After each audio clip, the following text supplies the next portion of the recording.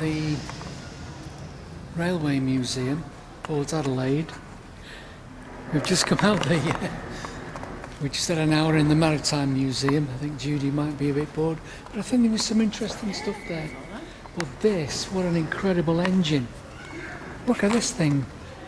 So water bowser and coal at either end, boiler in the middle and controls, and it articulates pivots there and there.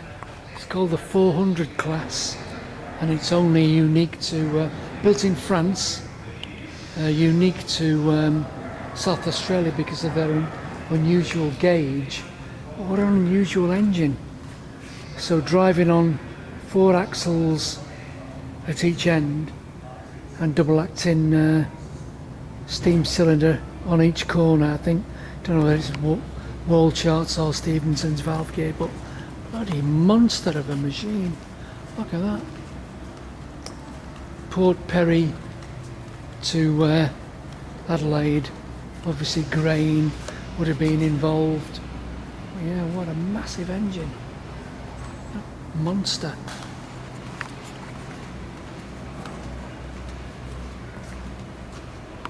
Yeah, incredible stuff. Anyway, we're going to have a wander round. Just back on this one again. Obviously tender at each end. I said, you know, coal and water. These were actually oil fired. So I don't think we ever had any oil fired locomotives in the UK before the era of diesel and diesel electric, but oil and water. And they've got some really unique pivoting couplings that allowed everything to move as it articulated around the bends in the track. How's that for a lubricator? Wow. Big stuff. Anyway, we'll keep going. Catch you in a bit. Thought that other engine was big. This thing weighs 213 tons. Look at the size of the castings. Mounting class. Absolutely ginormous. Wow. Look at the size of the tender. Again, forget the coal. Will burn oil. Look at the size of that. What are those wheels? 4.5 foot. Wow.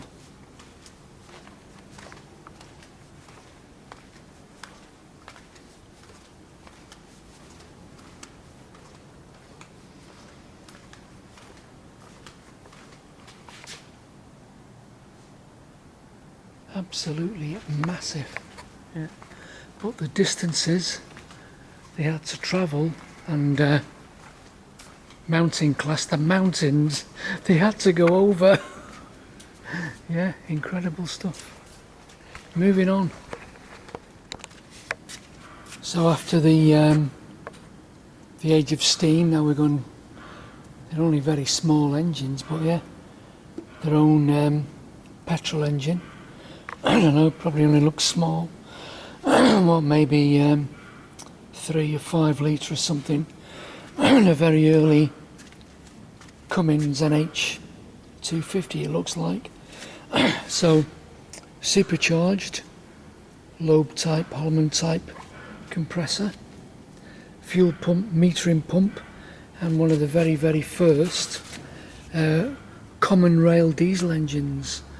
So inlet exhaust valve, 4 valves per cylinder, so one rocker operates 2 valves, but the third one operates the injector. So yeah, very early common rail. So they got some lovely stuff in here. Lovely little tank engine. I thought they'd have had more engines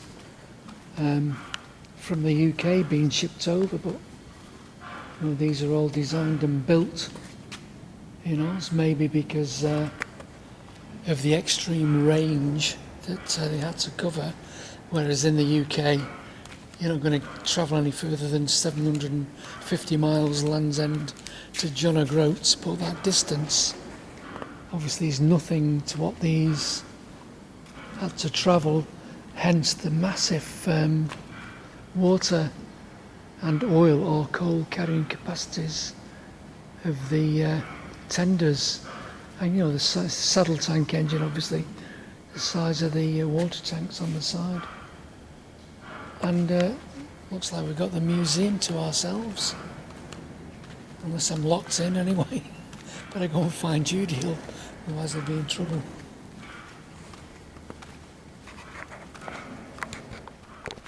Here's an unusual one.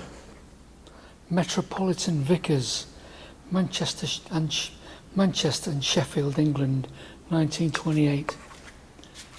Electric motor, no diesel engine. Just pick up off overhead wires, so probably one of the first overhead electrically powered locomotives used at Broken Hill and a few other places, but I'll just walk down. This place is just full, sheds upon sheds of engines. Don't know what class this is, another class, A21 class, but this thing here, this monster, is a diesel. Just wait till you see this one. It's even got a chrome badge on the side.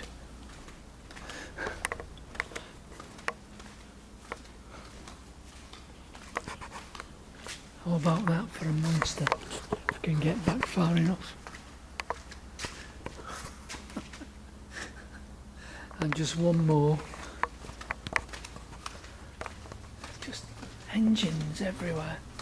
I think this is probably big. I know York Railway Museum is very big. This is probably a lot bigger. It's certainly got a lot more stuff. There's yards and yards full of different unusual engines. So look at this thing. Another Leviathan. Look at this. Another diesel electric. Commonwealth Railways. The GM2. General Motors. So Americans were here as well as us. So anyway, it is just amazing. I'll have to go in case I get locked in, because I think it shuts in about 5 minutes. It'll take me a quarter of an hour to walk to the front of it. Speak to you later, folks.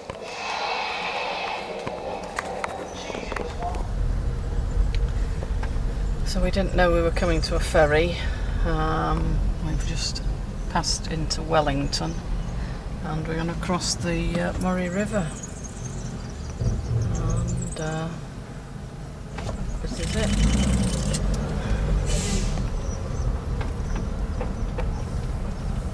Great Murray River of South Australia.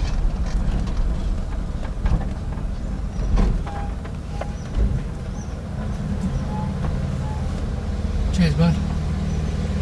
So, not exactly the King Harry. In 200 metres, continue straight to stay on B45. And that's it? Yeah. I mean, he's not that many on this time. Yeah. See you on the other side. Yep, we've arrived on the other side. They're just going to pull off now. But what we forgot to tell you was it's free. How about that? Cheers, buddy.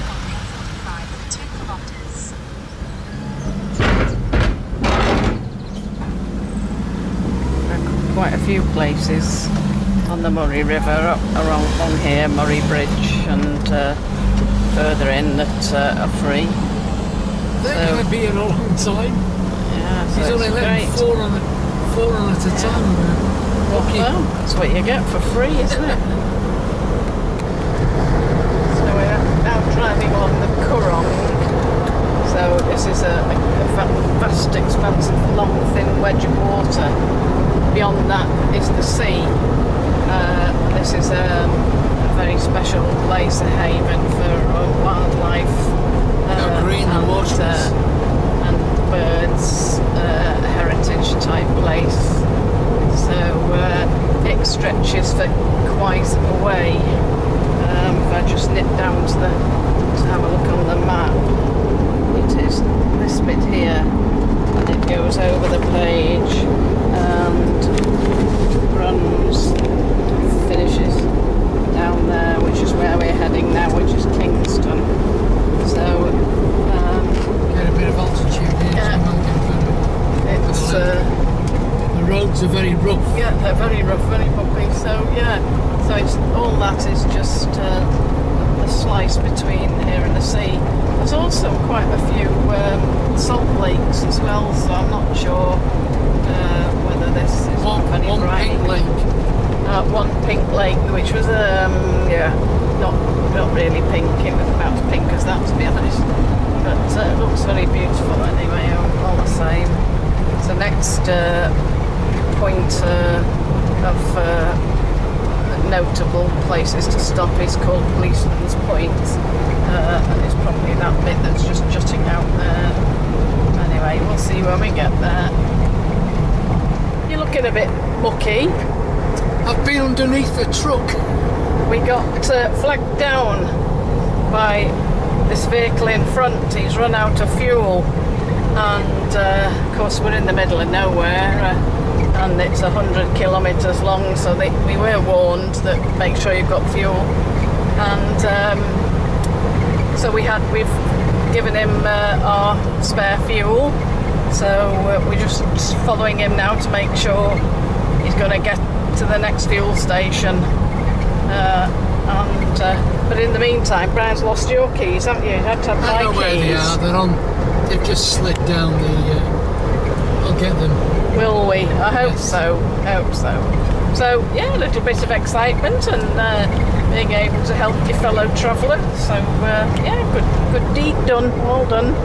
Let's just hope he makes it. Otherwise, we'll have to take him in the fuel container into Kingston, fill up, then bring it back, and then hopefully. Well, he did offer you $50 for giving you the fuel, which we obviously wouldn't take, but it's going to cost $50 to sort him out. You might just, but I'm sure we won't. That'd be fine. So yeah, so there we go. All excitement. So we've just pulled up at Robe. We're staying at Kingston. Still in South Australia. We'll be crossing the border in the next day or so. I'm just on this side of the van because I've not got a rabbit's foot on the microphone, and as soon as I stand round the corner you won't be able to see what I'm saying. But it's a sanctuary zone and it's a limestone coast, and here's a look of it.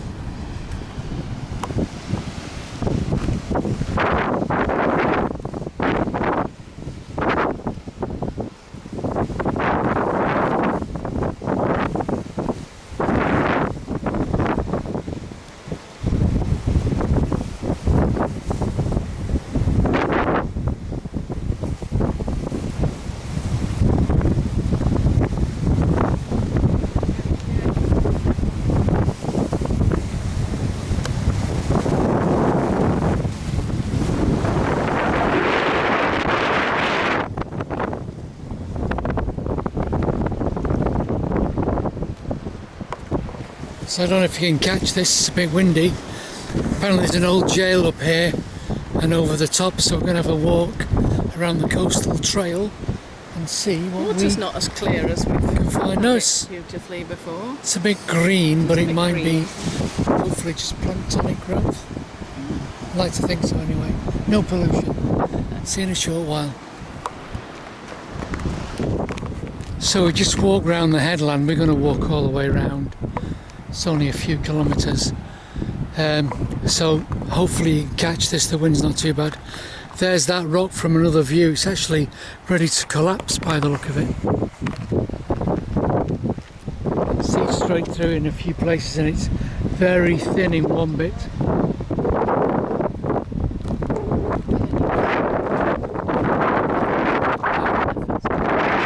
A lot of overhangs. There's the obelisk. No light on it though, obviously trying to keep seafarers safe. That white thing was the... No, that's the obelisk. No, the lighthouse was the big white thing internal. It was, yeah, but that's the I obelisk. understand that. So we're going to have a walk round. Apparently there's a jail here. Don't know what you have to do to get into the jail, but It's hopefully ruins of the jail, Brian. hopefully we won't be in it today. You might. We'll catch you in a short while. So just making our way around to the point, come across this massive sinkhole. That end of it goes nowhere, it's just an open cavern. But this side has been blasted open by the ocean.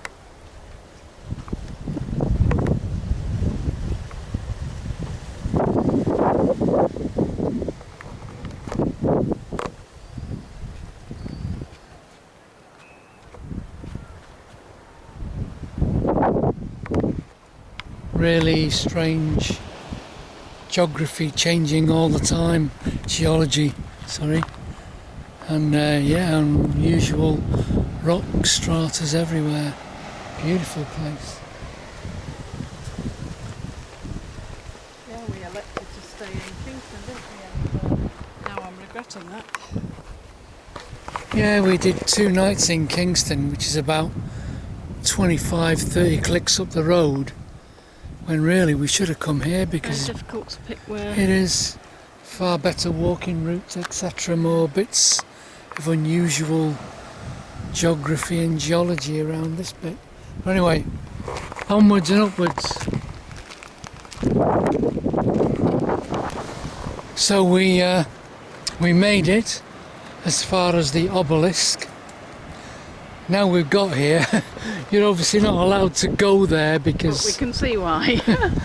there's very little left. It's all breaking up and breaking off. The limestone's very brittle and obviously being eaten away by the weather conditions. But yeah, incredible. There's the next bay, and then back round this headland takes you back into the little town of Robe. So we're just going to walk on a little bit further because obviously, even though I'd like to walk on there, I wouldn't be allowed to anyway off the bots. Oh, you'd love to walk over that, wouldn't you? But it probably won't be here in a couple of years' time. She's going very quickly. So a couple of bays around is where we've come from. So let's see what's on the next headland. So we'll catch you in a short while.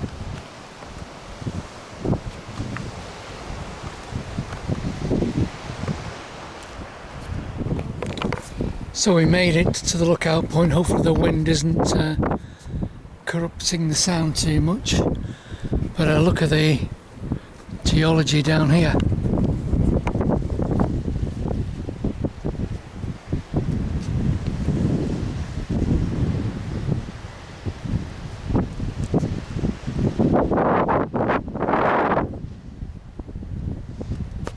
So I don't know if you can see that.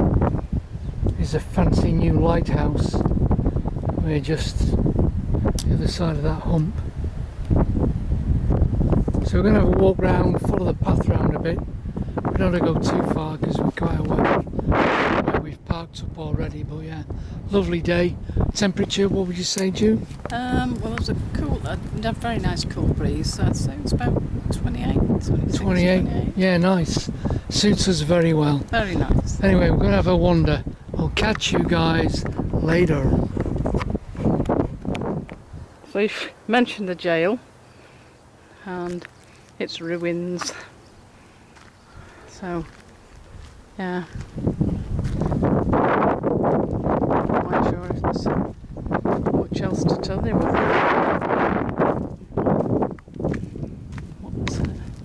That's That's obviously the exercise yard. They're the cells, so there weren't many people in prison, I guess. Jailer's rooms. In fact, the jailer's rooms have got more to them than anybody else. So it was only a very small place. Obviously there were good people then in those days.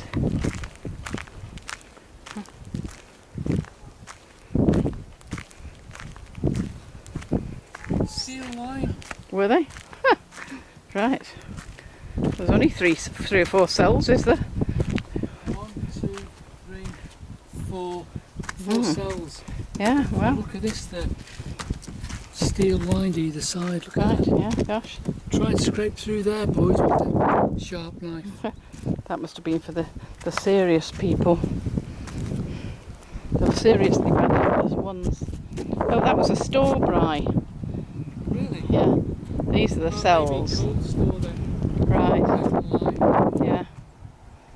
Underground tank, exercise yard, Chuffy, and the bad boy.